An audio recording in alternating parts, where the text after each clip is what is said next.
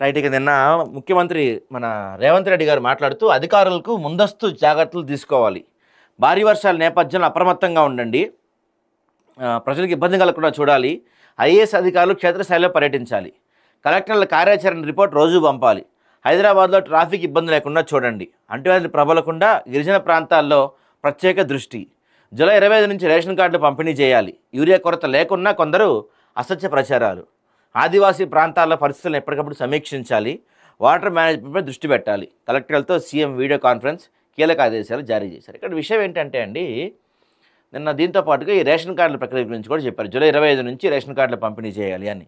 ఈ రేషన్ కార్డుల ప్రక్రియ అనేది నిరంతరం జరగాలి. కొత్తగా అది జూలై 25 స్టార్ట్ చేసి ఆగస్టు 25 ఆపేసో, లేకపోతే ఇంకో 2 నెలలు కంటిన్యూ చేసి మళ్ళీ ఏదైనా ఎలక్షన్ చూసినప్పుడు చూద్దాం లేని ఆపేసి ఇట్లా కాకుండా ఇది ఒక నిరంతర ప్రక్రియ జరగాలి. ఎందుకంటే ఇప్పుడు సపోజు మన దగ్గర ఏ ఎల్లయ్యో పుల్లయ్యో మల్లయ్యో ఉన్నాడండి. ఆయన వయసు 59 సంవత్సరాల 1 రోజు 2 రోజులో ఉంది. ఓకే, ఆయనకి రేషన్ కార్డు మీద అదే ఉంటుంది. ఆయనకి పెన్షన్ అప్లై చేయాలంటే 60 ఏళ్ళు నిండాలి. ఇప్పుడు ఏమైంది, ఈ రేషన్ కార్డులో 59 ఏళ్ళు ఉంటుంది. మళ్ళీ ఎప్పుడు ఇస్తారో తెలియదు రేషన్ కార్డు, దానికోసం మళ్ళీ తిరగాల్సి వస్తుంది.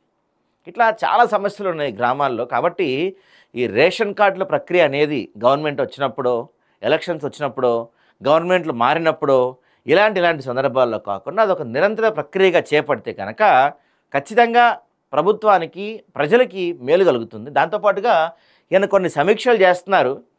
ఎలా ఉంటుందంటే ఈ కలెక్టర్ల సమావేశం కానీ లేకపోతే ముఖ్యమంత్రి నిర్వహించే సమీక్షలు కానీ ఎలా ఉంటాయంటే ఏదో ఊరికే జస్ట్ పేపర్లో రాసుకోవాలి, ఏదో ఒక వార్త రాయాలి పేపర్లో, ఒక హెడ్లైన్. ఇప్పుడు చూడండి, అన్ని పత్రికలు దీన్ని ఒక పెద్ద బ్యానర్గా తీసుకుంటాయి. ఇదిగో, కలెక్టర్ల గదిలో క్షేత్రస్థాయి పర్యటన చేయాలి. వారి పనితీరుపై రోజువారీగా సిఎస్సిఎంఓ నివేదిక ఇవ్వాలి. అందరూ ప్రతి పత్రికలో కూడా మనకి అన్ని పేపర్లు ఆల్మోస్ట్ దీన్నే బ్యానర్గా తీసుకుంటాయి. కానీ గ్రౌండ్ లెవెల్లో పరిస్థితి చూస్తే అదేమన్నా ఈయన ఇచ్చిన ఆదేశాలు ఏమన్నా అమలు అవుతాయా? ఒక్కటన్నా అమలు అవుద్దా చెప్పండి?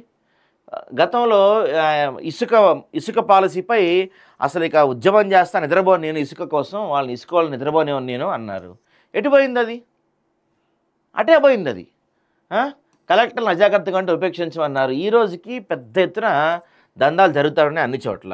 ఎక్కడ అంటే ఊరికే ఏదో సమీక్ష చేయాలి, ఆ సమీక్షలో పేపర్కు స్టేట్మెంట్ ఇవ్వాలి, ఆ పేపర్ వాళ్ళు రాసుకోవాలి. ఇప్పుడు పేపర్ వాళ్ళు కూడా కొంచెం ఆలోచించాలి రాసేప్పుడు. మరి ఇక్కడ ఈనాడులో రాశారు చూడండి, రాష్ట్రంలో ఎరువుల కొరతే లేదని చెప్పి రాశారు ఈనాడులో. అది ముఖ్యమంత్రి గారు చెప్తారు, పెయిడ్ ఆర్టికల్ కాబట్టి రాసేయాలి కాబట్టి రాసేస్తారు. ఇక్కడ అసలు ఎరువుల కొరతే లేదని ఈనాడులో రాశారు. నిన్నే కదండి మీరు మెయిన్ పేపర్లో పెట్టారు, ఈనాడులో నిన్నేనా పెట్టారు? ఇదిగో, యూరియా కోసం ఎదురు చూపులు.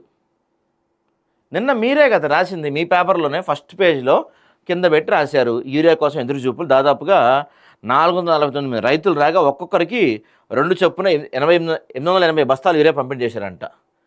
సో సాయంత్రం 8 గంటల్లో బస్తాలు అందించినట్టు ఆమె పేర్కొన్నారు. చాలా చోట్ల ఇట్లా ఉంది పరిస్థితి, యూరియా కోసం ఇబ్బందిగా ఉందని చెప్పి నిన్న మీరే రాశారు. ఈరోజు ముఖ్యమంత్రి గారు అసలు ఎక్కడా యూరియా కొరత లేదు, రాష్ట్రం మొత్తం యూరియా అద్భుతంగా ఉంది, అసలు యూరియాకి ఇంకా తిరుగులేదు, బస్తాలు ఉన్నాయి, కావాలంటే వేరే చోట ఎగుమతి చేద్దామని ఆయన ఏదో చెప్తాడు. మీరు రాసేస్తారా దానికి?